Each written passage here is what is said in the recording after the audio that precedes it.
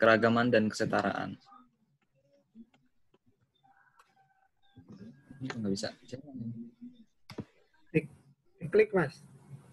Nah.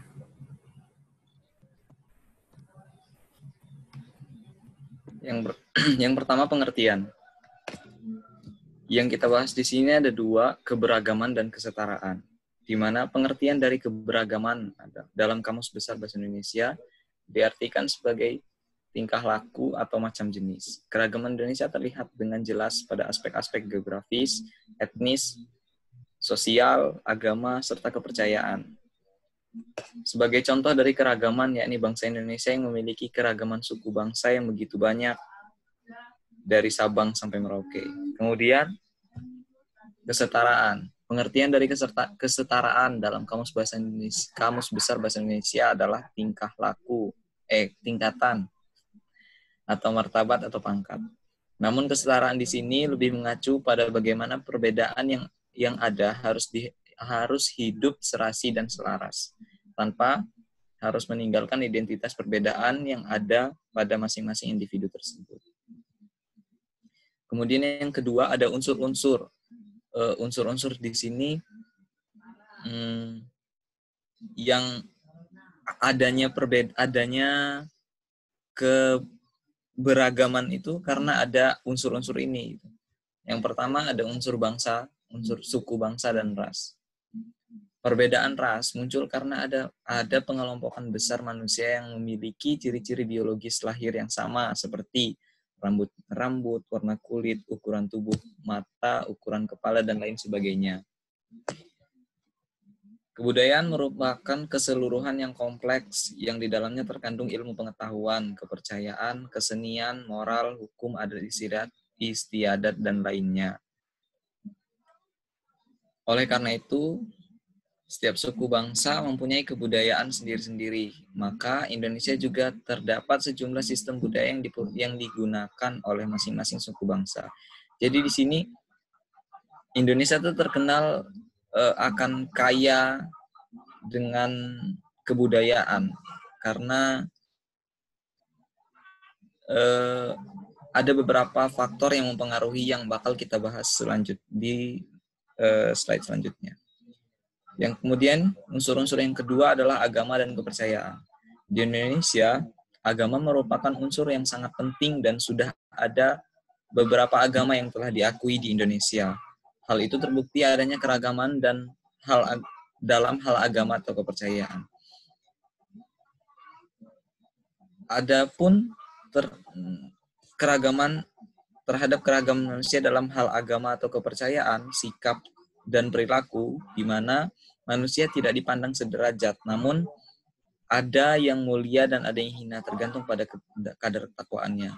Di sini saya garis bawahi bahwa tidak semua agama, tapi ada beberapa agama yang ada istilah kasarnya ada kastanya. Seperti contohnya ada di Bali. Di Bali itu agama Hindu. Di agama Hindu itu ada kasta di mana dia dalam upacara ngaben, bila si ketua adat ini, ketua sukunya ini, kepala sukunya meninggal, itu ada ngaben itu berbeda dengan yang lain. Kemudian yang selanjutnya, unsur-unsur selanjutnya ideologi dan politik. Ideologi adalah sebuah gagasan yang berpengaruh kuat terhadap lingkungan, tingkah laku atau sifat yang sifatnya adalah fundamental atau mendasar. Sedangkan politik bermakna usaha dalam menegakkan ketertiban sosial. Adanya banyak partai di Indonesia nih. Salah satu contoh bentuk keragaman dalam ideologi dan politik itu ada banyaknya partai. Meskipun pada kenyataannya Indonesia hanya mengakui Pancasila sebagai satu-satunya ideologi. Kemudian unsur-unsur yang selanjutnya adalah tata krama.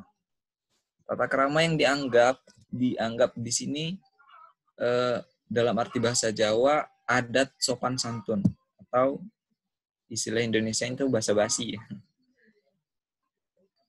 Pada dasarnya ialah segala tingkah laku, perilaku atau istiadat atau tegur sapa atau cakap sesuai kaidah atau norma tertentu. Adat terbentuk dari kebiasaan-kebiasaan dalam masyarakat yang berfungsi mengikat masyarakat tersebut. Sedangkan kesopanan berasal dari masyarakat itu sendiri yang dapat menilai baik dan buruknya sikap lahir dan tingkah laku manusia. Kemudian unsur-unsur yang terakhir adalah kesenjangan ekonomi dan sosial. Ini mah udah mendarah daging banget kayaknya kalau untuk masyarakat Indonesia ya, kesenjangan ekonomi. Tapi sebisa mungkin kita menghindari adanya kesenjangan ekonomi dan sosial. Masyarakat Indonesia merupakan masyarakat yang menjemuk dengan berbagai macam tingkat, pangkat, dan strata sosial. Pertambahan jumlah penduduk yang cepat dan belum meratanya pembangunan dan hasil-hasil pembangunan mengakibatkan bertambahnya pengangguran di kalangan pemuda serta terjadinya kesenjangan ekonomi. Perbedaan kondisi ekonomi pada kehidupan masyarakat dapat memicu terjadinya kesenjangan sosial. Kesenjangan sosial dapat terjadi karena adanya pelapisan sosial. Nah, tadi kita sudah membahas unsur-unsur kenapa adanya keberagaman. Nah, kemudian di sini kita akan membahas tentang faktor-faktornya. Adanya keberagaman itu pasti ada faktor yang melatar belakangi adanya itu. Ini kita pertama ada faktor sejarah.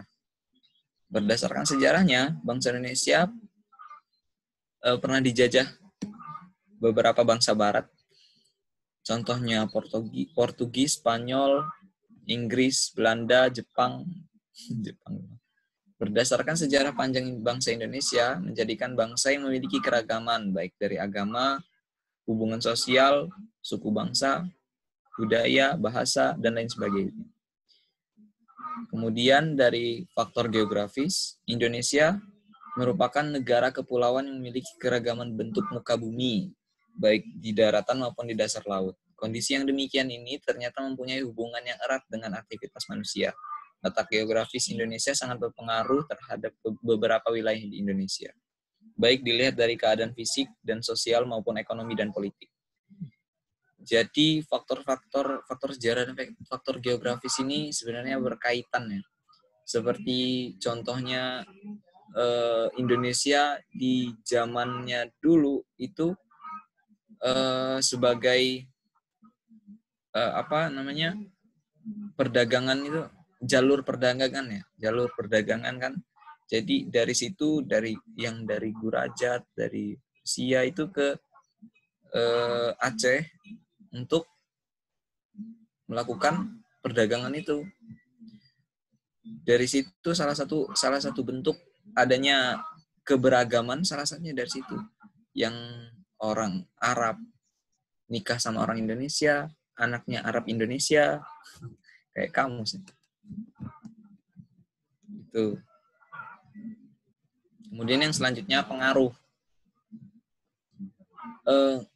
Kalau ada kesetaraan, kalau kesetaraan dan keberagaman itu tidak disetarakan atau adanya keberagaman tapi malah membuat kesenjangan, itu ada pengaruhnya. Yang pertama, terjadi segmentasi dalam kelompok-kelompok yang sering kali memiliki kebudayaan yang berbeda. Jadi karena dia merasa dia yang lebih gitu, jadi dia membuat kelompok sendiri. Terus memisah, mengasingkan, membuat kebudayaan sendiri. Kemudian yang kedua, memiliki struktur sosial yang terbagi-bagi ke dalam lembaga-lembaga yang bersifat non-kom. 3, kurang mengembangkan konsensus di antara para anggota masyarakat tentang nilai-nilai sosial yang bersifat dasar atau bersifat fundamental. Secara relatif, seringkali terjadi konflik di antara kelompok yang satu dengan yang lainnya. Kemudian yang kelima, secara relatif integrasi sosial tumbuh di atas paksaan dan saling ketergantungan di dalam bidang ekonomi. Kemudian keenam, adanya dominasi politik oleh suatu kelompok terhadap kelompok lain. sebelumnya Mbak Umi udah masuk.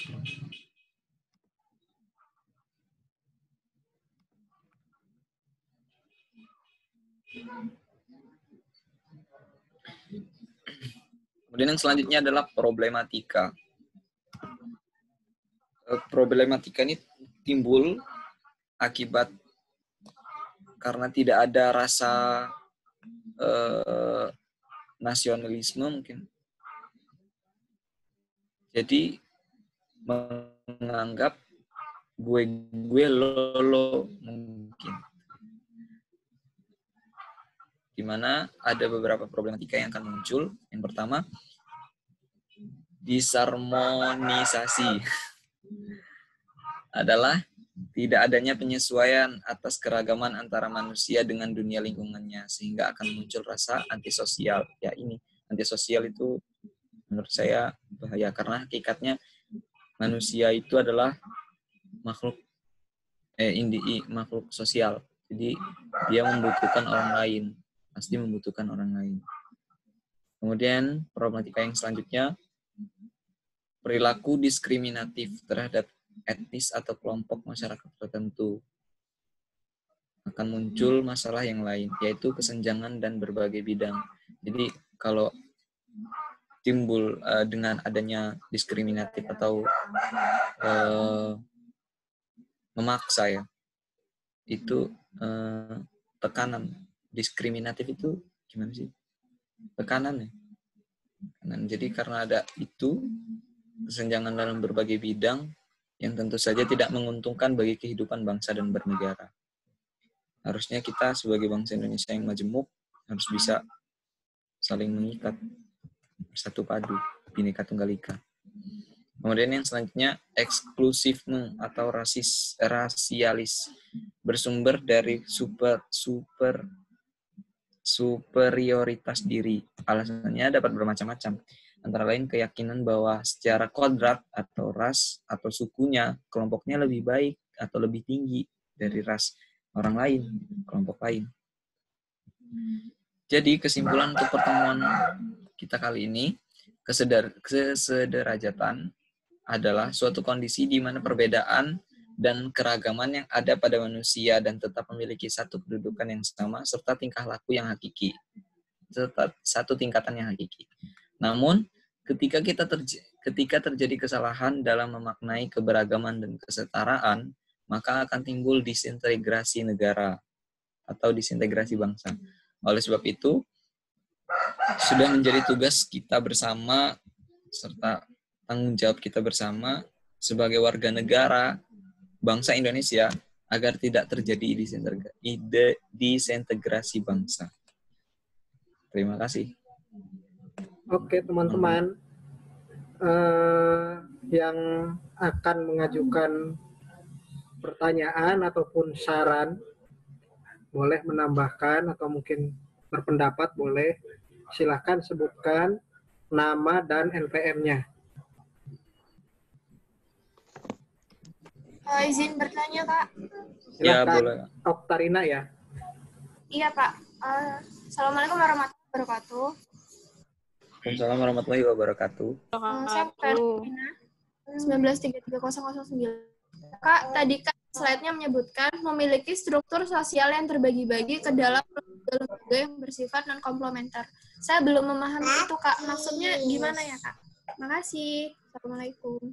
Yang mana itu, Kak? Sebelumnya, Kak. Nah, itu nomor 2. Ini ya, di struktur sosial yang terbagi-bagi ke dalam lembaga-lembaga yang bersifat non-komplementer. Ada yang ingin bertanya lagi? Saya dong. Assalamualaikum warahmatullahi wabarakatuh. Siapa tuh? Ya, assalamualaikum Sri warahmatullahi wabarakatuh. Nama saya Sri Arumawarni, NPM 19330001. Izin bertanya, bagaimana tindakan kita sebagai mahasiswa untuk menghadapi problematika dalam keberagaman dan kesetaraan? Terima kasih. Ya, nama.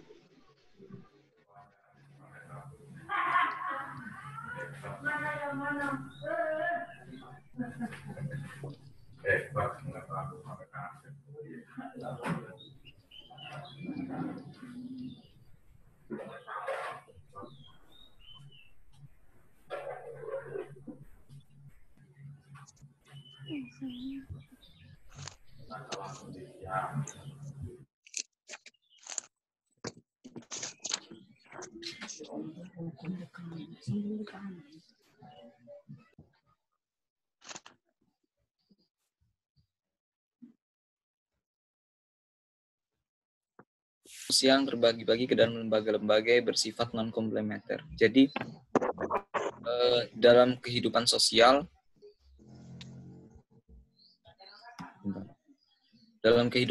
kan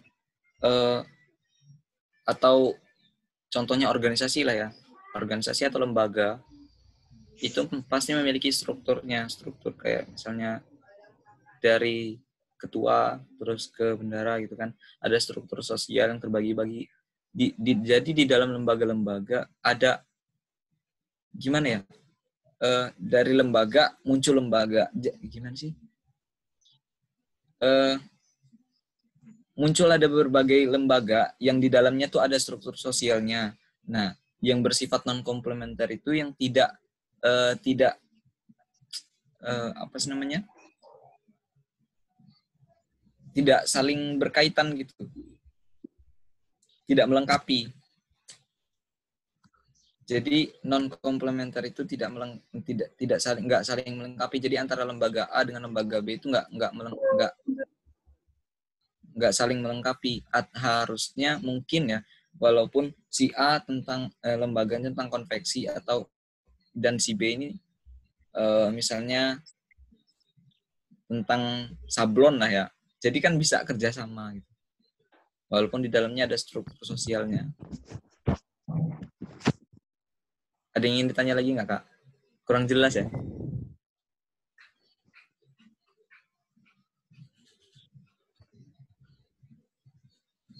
Mbak Oktarina?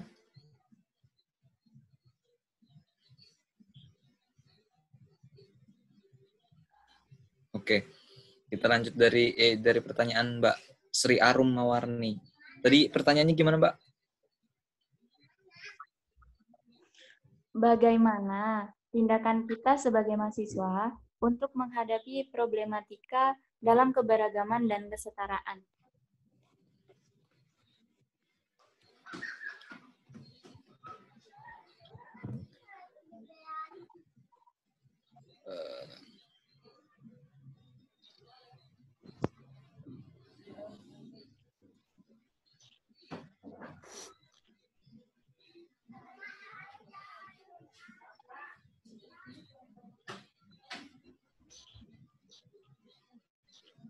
Sebetulnya untuk